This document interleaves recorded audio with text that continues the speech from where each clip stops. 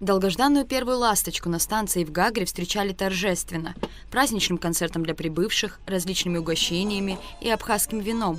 На мероприятии присутствовали заместитель министра экономики Абхазии Теймурас Миквабия, помощник генерального директора АЖД Актай Хазириши, главный инженер АЖД Леонид Куруа и представители РЖД.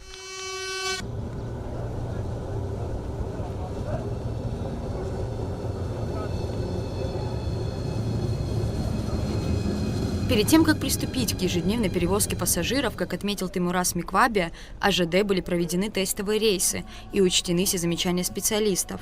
А рейсы «Ласточки» в республику стали возможными благодаря договоренности с руководством российских железных дорог. Приезду сегодняшнего поезда предшествовала работа на протяжении 1 года в тесной связи с Минтрансом России, с РЖД.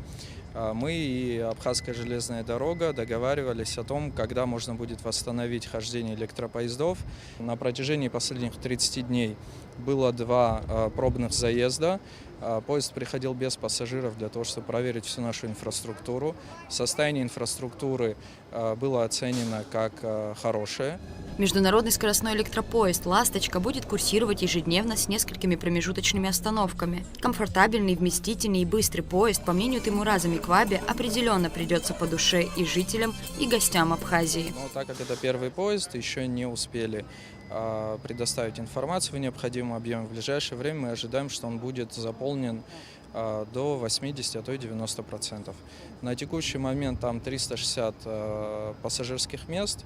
До 2019 года загруженность этого поезда достигала иногда 90-95%. Так что у нас очень большие надежды на этот поезд, что для многих людей пересекать государственную границу в поезде комфортабельном, где есть кондиционирование воздуха и прочие условия, будет намного удобнее и проще, нежели переходить границу пешком.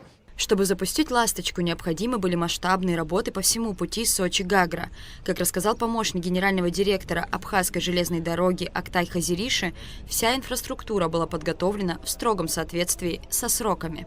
Как известно, этот электропоезд, он «Ласточка» инновационный, высокотехнологичный, высокие требования технические предъявляются к инфраструктуре, где он курсирует. И нами были восстановлены цепи электрические, стыковые, межрельсовые.